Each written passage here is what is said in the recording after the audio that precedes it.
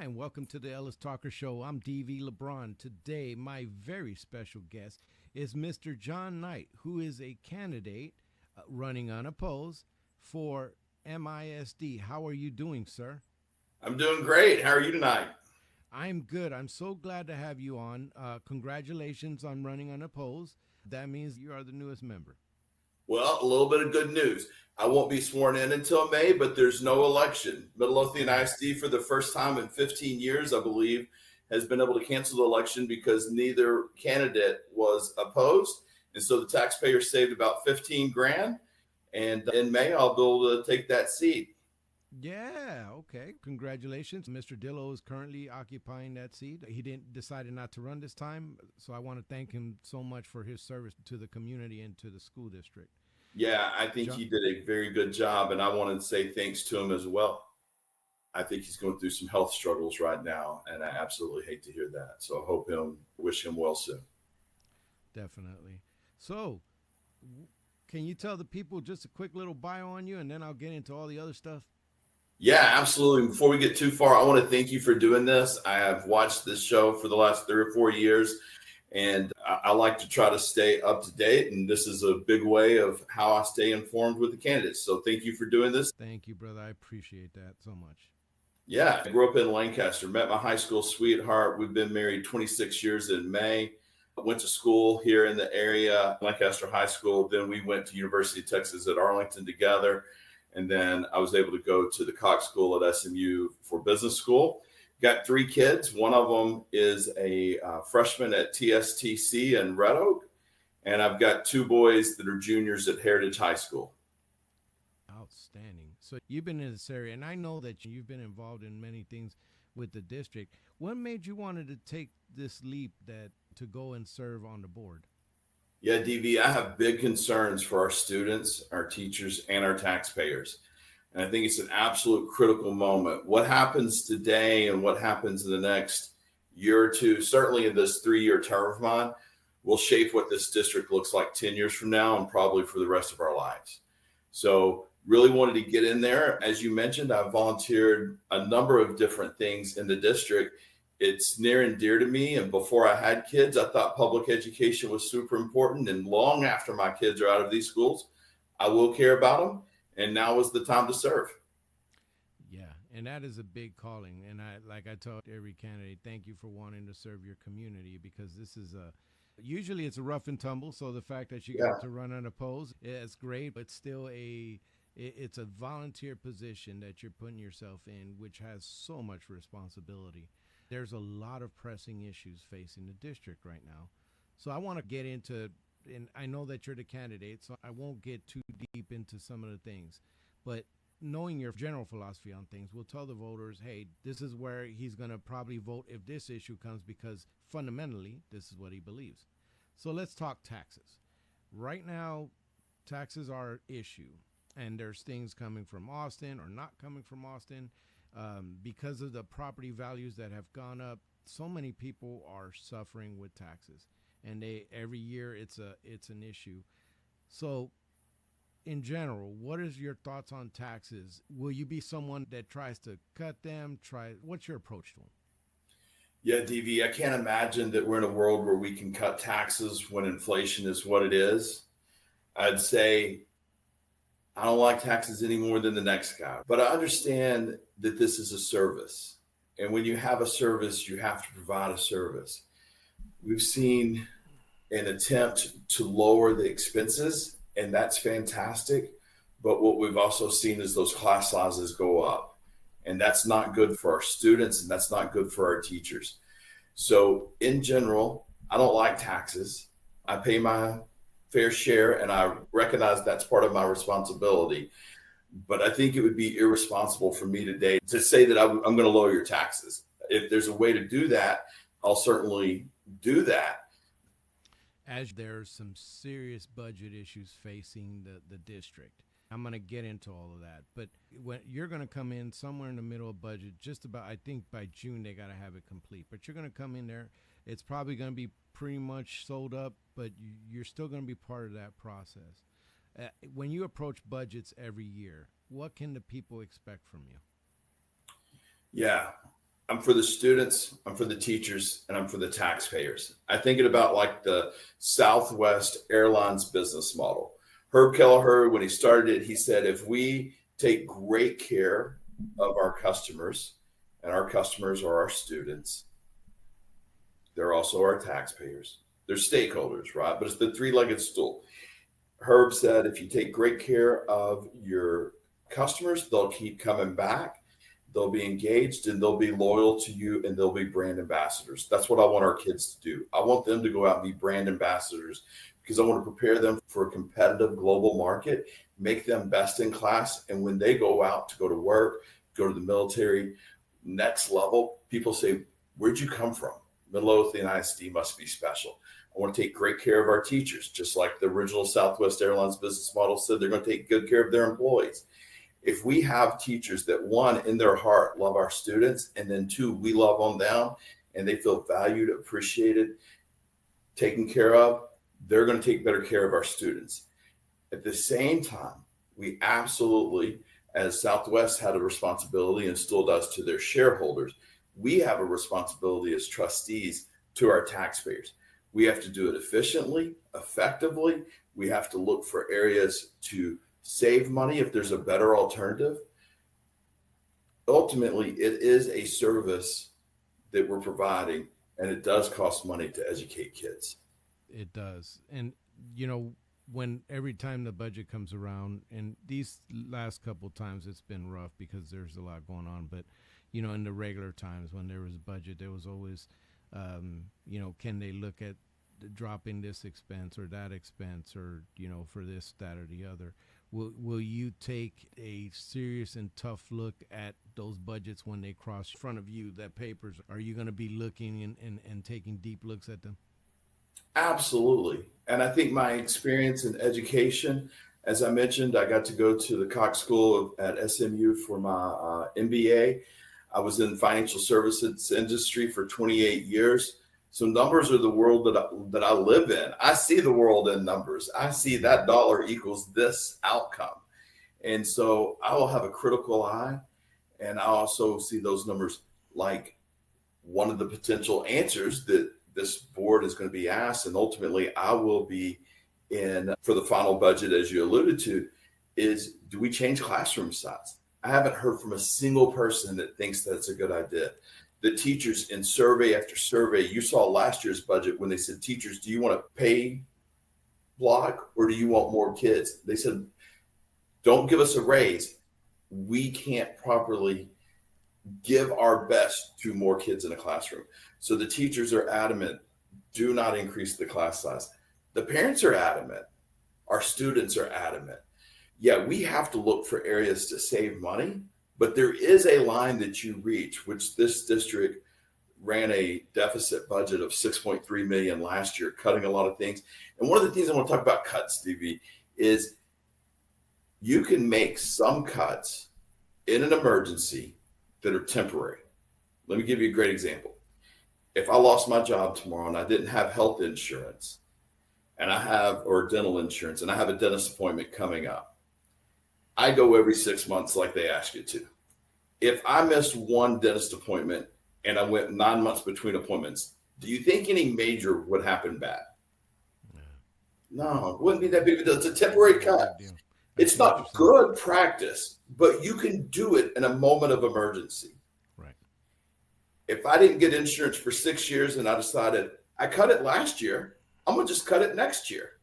What will my mouth look like in 6 years? You're not going to be having that nice smile. There's a difference between temporary cuts in an emergency and permanent cuts that cause a higher cost. So now I'm not paying $100 for a cleaning. I'm paying thousands for dentures. Some of those cuts that happened last year were temporary cuts.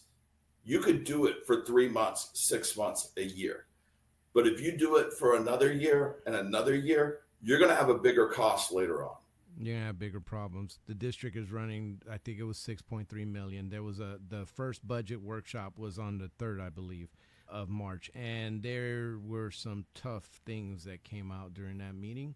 And being in that deficit and then talking about some of the things to make up for that deficit, like increasing class sizes open enrollment, just about putting everything on the table here. I want to know, because you're going to be in the middle of this, even though they're going to be further along, but when you get on there, you're probably going to put a vote on this. What is acceptable and not acceptable to you, as because you can't speak for the board, but you could speak for you. What is acceptable for you when it comes to the sacrifices that are going to have to be made?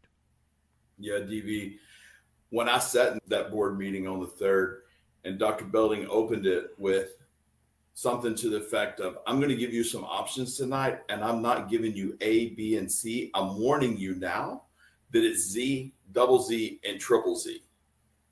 I knew what was coming next probably was not going to be good. Mm-mm.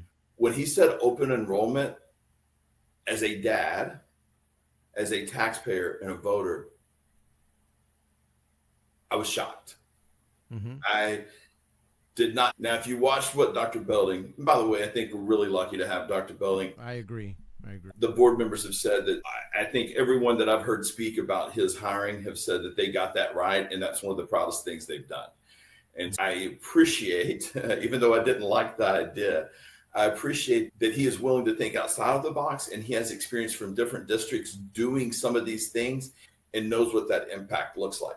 As he progressed and said, hey, here are the 7 requirements for this that are our safeguards and our safety rail. This is something we can turn off and turn on. If a kid doesn't meet that requirement, if they meet the requirement and they come into the district, they can be removed from the district later on if they're no longer honoring that commitment and meeting those requirements. Initial reaction was very upset as a taxpayer. So if you're looking at else home values, a Midlothian ISD home is $475,000. The rest of the county, and we have some good school districts around us, is $395,000. So I paid $80,000 more for my kids to be in MISD than if I was to live elsewhere in a similar home. So I do want my kids to have that really good school experience. So it's hard to go tell our taxpayers and people that are paying for their home, that was the rule yesterday, and now these new kids are coming in. Now, again, the requirements, and it's only open seats, which I think is maybe the most critical thing. It's only open seats that would go otherwise unfilled. It seems like a pretty viable option. That'll make up $3 million of that gap. The next option was to move classrooms from 26 to 28. That would make up the additional gap. If you watched the meeting, which I'm sure you did, that was loud and clear. That board had no interest in that. I wouldn't either, based on the feedback from teachers that I've had. And then the last one was to cut programs. And I can tell you from the difference in my high school experience and what my kids have, I'm very grateful for those extra programs. And I'm a big believer in data-based decisions. And one of the things that is a high indicator of high school successfulness and graduation is whether that kid's in an extracurricular. Nobody wakes up. There's a couple of kids that wake up real excited about going to math, but I never was that kid. I went to math so I could play baseball at 3:30. I went to chemistry so I could participate in debate. And when you have another reason to go to school other than just the core classes, kids do better. It's an enriching experience. It builds a whole person, and the successes in the graduation. So I wouldn't be a fan for cutting programs. We both know the likelihood of getting a program back after cutting it is probably pretty tough. And you're right. There's something to be said about the things that some of these programs are doing, and those things they're options. Now, and this is something I saw online, because I got to pay attention to the local talking. Even if it's negative, positive, I got to pay attention to it. Sure. So somebody had mentioned about finding ways to monetize things that we can monetize legally. As a business person that has done this their whole life, do you see some of the things that maybe could be monetized, or maybe that you would give suggestions to? Yeah, that was part of the presentation as well. I think naming rights to the football stadium is a great idea. Is it going to fill a $6 million gap? No. Can we narrow that gap? And this speaks to open enrollment, right? 494 kids gets us $2.9 million. That's narrowing that gap. What if we could go out and find creative sources to increase revenue? Then you might only need $2 million. So open enrollment looks like 300 kids. Everything's on the table as it should be. And when presented with all the, here's what I promise you, DV, and all the voters out there, I will be day one ready.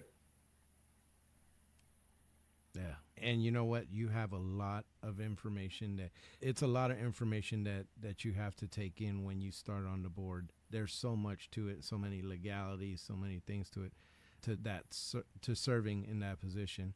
One of the things that were talked about online was the Vader, because there was a vote on the Vader and the Vader failed. And it was, people have their different opinions on it as expressed online.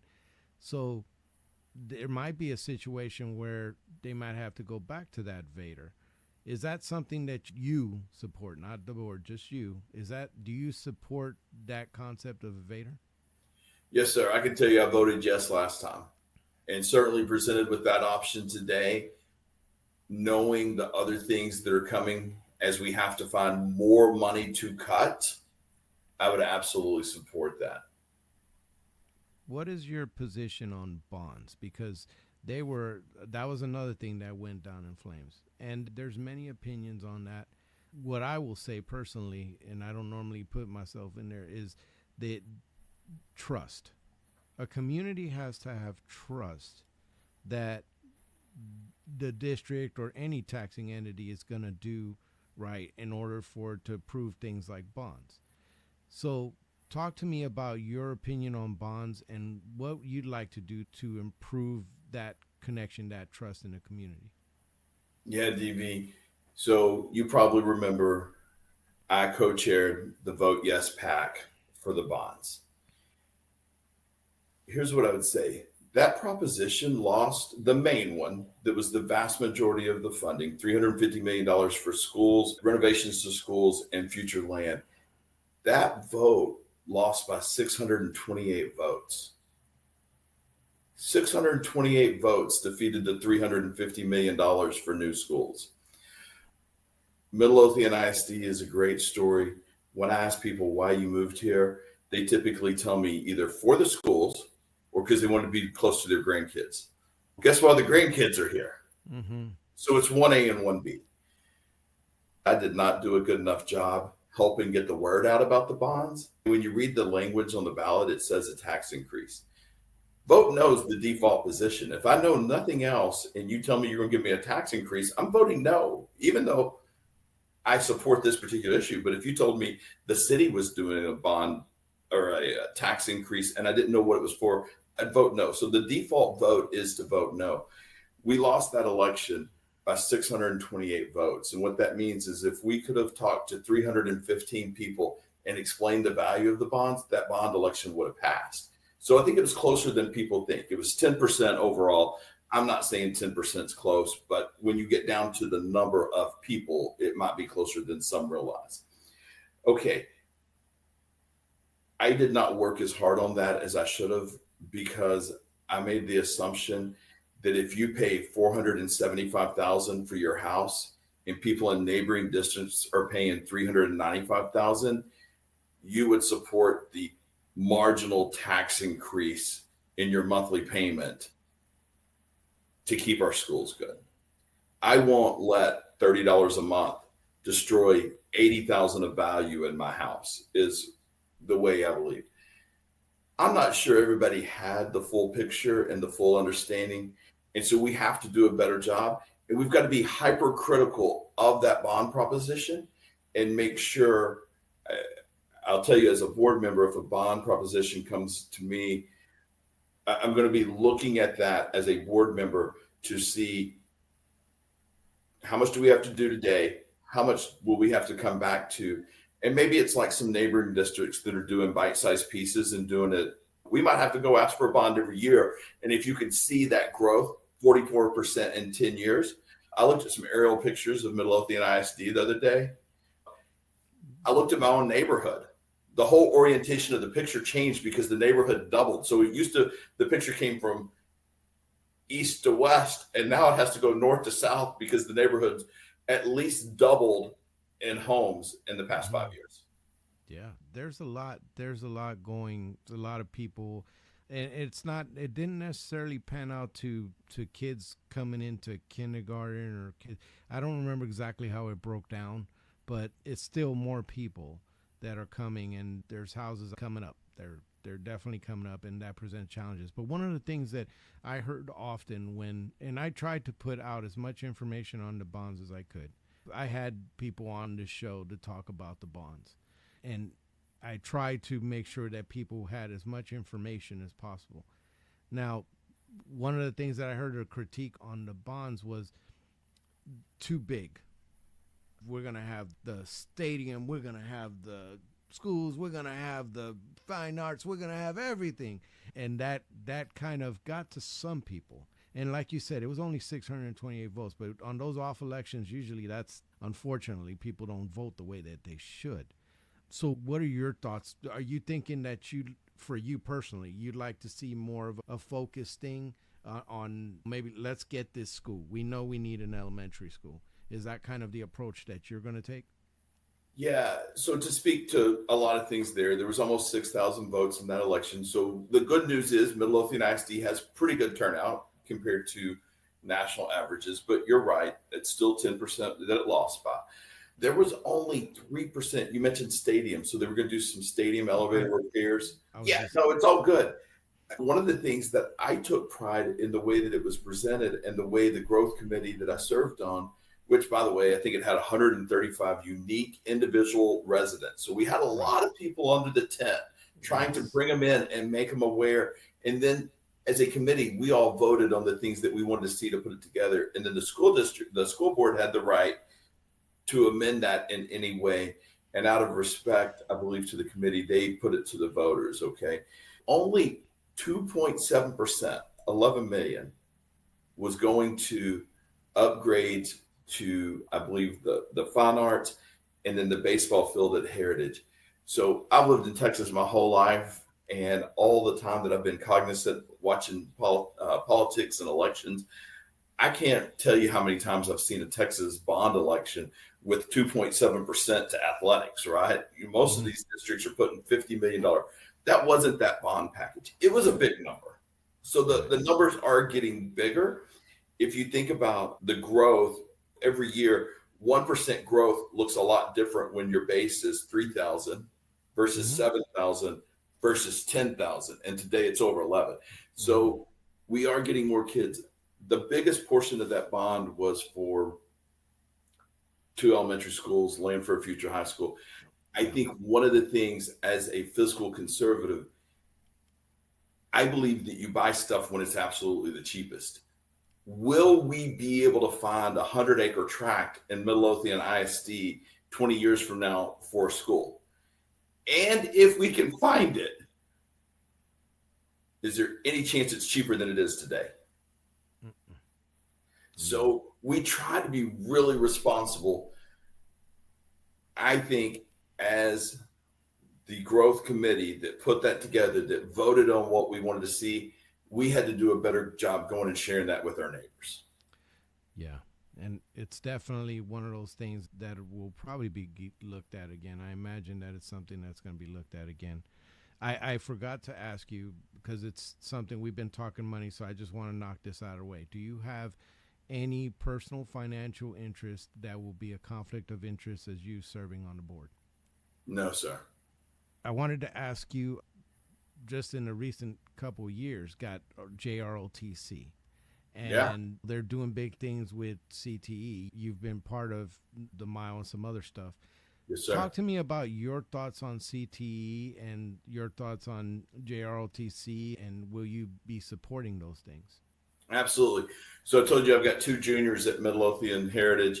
One of them wanted to go into the JROTC. Unfortunately, it's only at Midlothian High School. He would have had to give up his friends. I am so proud that we have that. My brother-in-law that I knew in high school, he was JROTC. 2 weeks after high school, he joined the Army. He spent 23 years in the Army, retired, and now he's a Department of Defense contractor. We have a strong history of military in our family. And while I didn't serve, both of my boys want to go to service academies. And so I would have loved to give them that experience. But you mentioned it earlier. Programs are expensive. My understanding, it was $200,000 to start that up. That's really hard to ask to do it twice. 100% supportive of JROTC, and I would love to find a way to do it at both schools so every kid would have that option without having to change high schools. CTE, you mentioned I volunteered at the Mile. Big passion of mine. I mentored a number of entrepreneurship teams.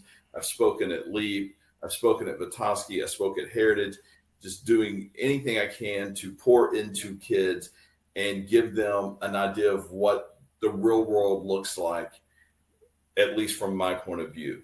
So I think we absolutely have to have CTE.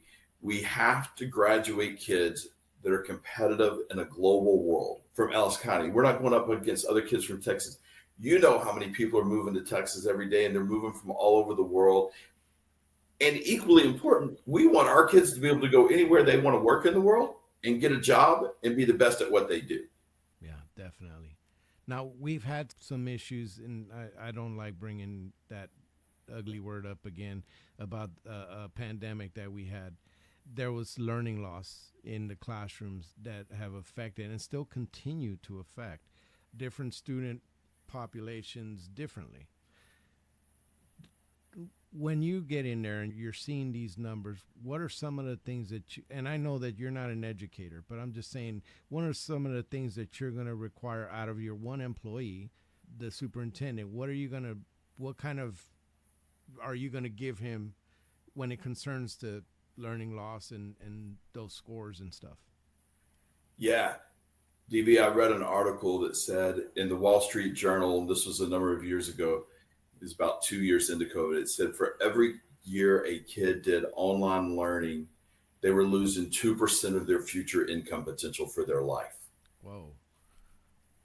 That's staggering. That's intense. And the good news is in MISD, they got back to school pretty quick.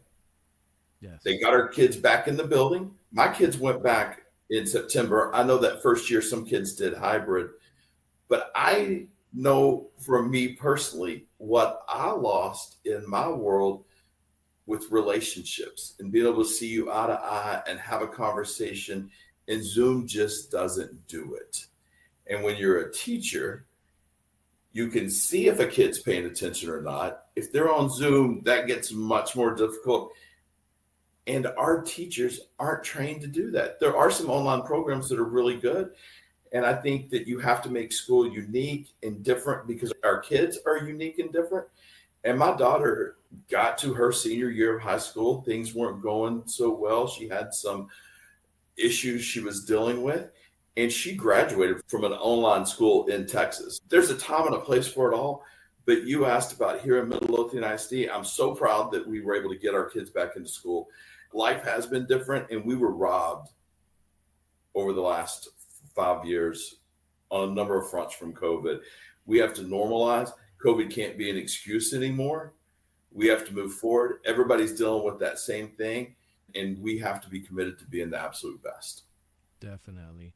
Special education. It's a subject that's near and dear to my heart, but because I don't believe that they get talked about enough. I don't think that people really look into that one too much. So I wanted to talk to you about special education. There are a lot of issues like that, learning loss. There are things where the kids are, some of them, because of the way they see the world, because of their autism or whatever, maybe sometimes they lash out and some of the teachers are getting hurt. And there's a lot of different issues facing special ed. Will you at least commit to stay on top of special education, special needs kids, and maybe try to find alternate solutions for things? Yeah, absolutely. So I'm not the educator. I'm not the expert, but I do have a wife of 26 years that's been teaching kids for 20 years and has her doctorate in education. So I'm always going to take the information from Dr. Belding. As you mentioned, as a school board, we really only have one employee. I'm going to take that, but I do have a lens and a filter that if it's something I don't understand or I'm confused by, or it doesn't match up with what I'm seeing, I'm pretty fortunate to be able to come home and bounce some ideas off of her. Now, one thing I'll say is that every kid deserves a good education, and not only deserves, but it's guaranteed. It's law.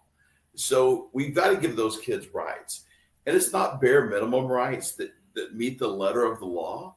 I love it when I see like the Miracle League, Special Olympics, the special proms. Let's try to do our best when possible to make that kid special, make that kid, give that kid normalcy, and just fit them in. Now, at the same time, you mentioned there can be behavior problems. Our teachers certainly have the right to come to work and be safe. So it is a balancing act that is very delicate, and I will always take every kid in consideration when making decisions for this district. So I wanted to ask you, how important is transparency and accountability to you? 100%. It's what our American government's, the American dream. It's what we promised, right? For the people, by the people. It is fundamental to who we are for government to be transparent. The teachers, what can they expect from you as a board member? Yeah, they can expect an advocate that is going to work for students, teachers, and taxpayers. And I want our teachers to get the best professional development so they can feel rewarded, appreciated, invested in, so they can come back and pour their heart and their knowledge into our students. Will you make yourself available to your constituents when they have issues pertaining to their kids? Yeah, that is a very delicate subject. And I would say that is not what the school board policy is. So I would say, no, I would not be willing to take a call from a parent saying my kid today got in trouble in math class, unless they went to the campus, they went to the teacher, they went to the campus administrator, they went through the process with the district, and they've spoken with the superintendent. I think I've seen other districts and this district in the past that maybe school board candidates were too far in the weeds, and that creates problems and issues for everyone.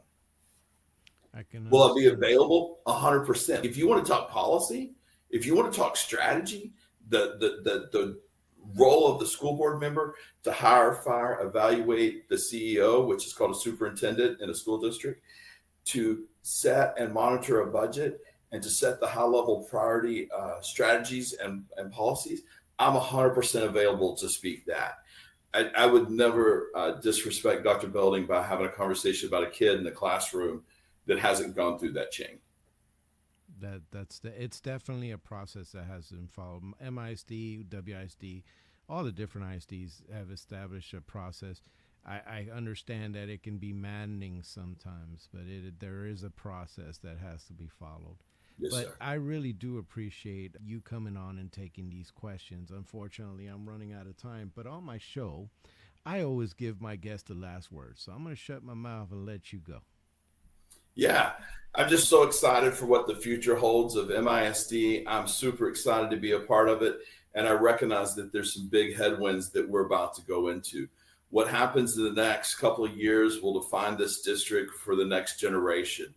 I'm excited to be a part of it. I appreciate everyone's confidence in me, and I look forward to leading the way into the future. Excellent. John, thanks again for coming on.